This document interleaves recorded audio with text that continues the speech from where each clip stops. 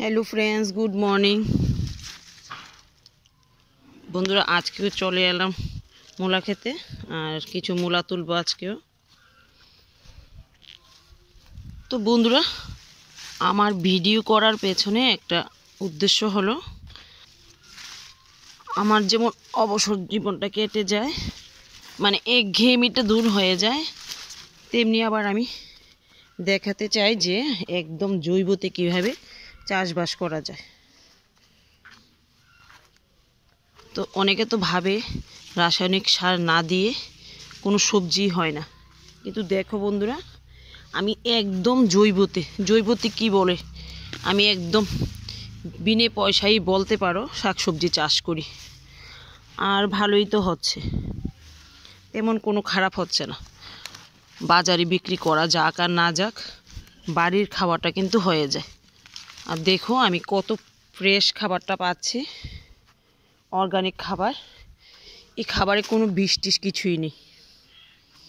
তো বন্ধুরা, আমি যদি এইভাবে বাগান করতে পারি, আর প্রায় প্রতিদিনের খাবারটাই আমার হয়ে যায় রান্নাটা, তবে তোমরা কেন পারবে না? তোমরাও পারবে। বাড়িতে একটু একটু চাষ করো, একদম জৈবভাবে, যা হয় তাই ভালো। এত তো ভালো হতে হবে না যে বাজারে বিক্রি করব, নিজের ঘরের খাবারটা হলেই কিন্তু যথেষ্ট। তো সবচেয়ে ভালো লাগে ছেলে মেয়েদের অন্তত পক্ষে একটু ভালো খাবার মুখে তুলে দিতে পারি। তো বাজারে তো সব সবজিতেই রাসায়নিক সার দেওয়া থাকে, সব সময় একটা মনে ভয় থাকে যে খাবারটা খেলে হয়তো কোনো একটা রোগ হবে।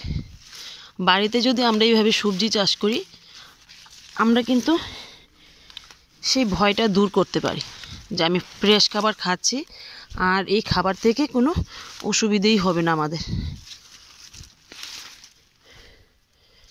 তো আমার ভিডিও করার এটাই উদ্দেশ্য। আমি যেমন অর্গানিক বাগান করি, তোমরা এইভাবে অর্গানিক বাগান করো। দেখো বন্ধুরা, কতগুলি মূলা তুললাম, আর দেখো তেমন বড় না হলেও কোনো খারাপ নয়। তো এইভাবে বাড়িতে একটু একটু চাষ করো, ঘরের খাবারটা তো হয়ে যাবে। তো চলো, অনেকগুলি মূলা তুলে নিলাম, এবার কয়েকটা বেগুন নেব।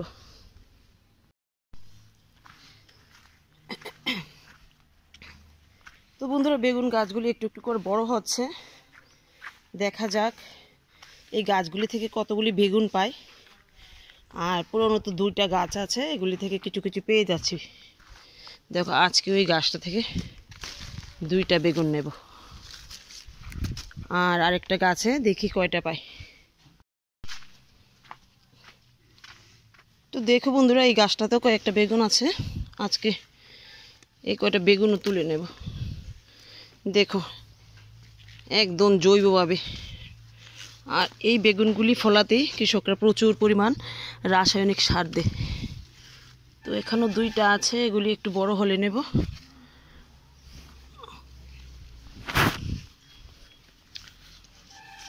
দেখো, পেয়ে গেলাম 2টা গাছ থেকে কতগুলি বেগুন। আর এই গাছটার গোড়াতে আমি একটু খোল পচা দিয়েছি কয়েকদিন আগে, আর কিছুই দিইনি, তাতেই দেখো এত পরিমাণ বেগুন হয়েছে। আবার দেখো ফুলও আসছে। তো এর থেকে ভালোই কিন্তু বেগুন পেয়ে যাবো গাছটা থেকে। তো একদম বিনা খরচেই বলতে পারো, দেখো গাছটা থেকে মোটামুটি কিছু আমি বেগুন পেয়ে যাচ্ছি। তো চলো এবার কিছু ধনেপাতা তুলে নিই। তো বন্ধুরা দেখো, আজকে এই জায়গাটা থেকে ধনেপাতা নেব না, আজকে এখানেও কিছু ধনেপাতা আছে। তো এই মাটিটাতে আমি কিছুই দিইনি, ছাইও দিইনি, কোনো খোলের পচা জলও দিইনি। তো এগুলি একটু খারাপ হয়েছে, ওইগুলি থেকে একসাথে কিন্তু ফেলেছি। দেখো, একটু খোল জল দিলে গাছগুলির চেহারাটা একটু ভালো হয়। তো যাই হোক, নিজের বাগানের আর সেন্টটা যা বেরিয়েছে তোমাদের কি বলবো, দারুণ কিন্তু সেন্ট। ছোটো হলে কি হবে, দেখো কত সুন্দর হয়েছে। তো বাড়িতে যদি জৈবভাবে বাগান করা যায় বন্ধুরা, এমনিতেই সবজি হয়ে থাকে। আর যদি মাটিতে রাসায়নিক সার ইউজ করা যায়, তাহলে কিন্তু রাসায়নিক সার ইউজ না করলে কোনো সবজি হবে না, কারণ মাটির যে গুণটা সেটা কিন্তু হারিয়ে ফেলেছে। তো দেখো অনেকগুলি নিয়ে নিলাম আজকে এইটুকুই। আর এই জায়গাটা কুপিয়ে আবার দেখা যাক, ইচ্ছে আছে ঢেঁড়সের বীজ লাগাবো। তো দেখো অনেকগুলি ধনেপাতা নিয়ে নিলাম। তো বন্ধুরা দেখো ধনেপাতা নিলাম, বেগুন নিলাম, আর দেখো কতগুলি মূলা নিলাম। তো আজকে মূলা আর বেগুন দিয়ে ট্যাংরা মাছ রান্না হবে। তো বন্ধুরা দেখো আমি যে বললাম যে প্রায় বিনে পয়সায় আমি সবজি চাষ করছি, দেখো কতগুলি পাতা, এগুলি তো আর শাক খাওয়া হবে না। এই পাতাগুলি গাছের গোড়াতে দিয়ে দেবো, পচে আবার লিকুইডটা বের হয়ে একটা সার তৈরি হবে। তো আমার তো আর সার কেনার কোনো প্রয়োজন নেই, এইভাবে আমি বাগান করি। তোমরাও এইভাবে বাগান করো, দেখবে নিজের বাগানটাও একদম আমার মতো ভরে যাবে। আর আমার মতো থাল ভরে ভ্যারাইটিস ধরনের শাক সবজি খেতে পারবে। তো বন্ধুরা আজকের ভিডিওটা এখানেই রাখছি, দেখা হবে আগামী দিন আগামী ভিডিওতে।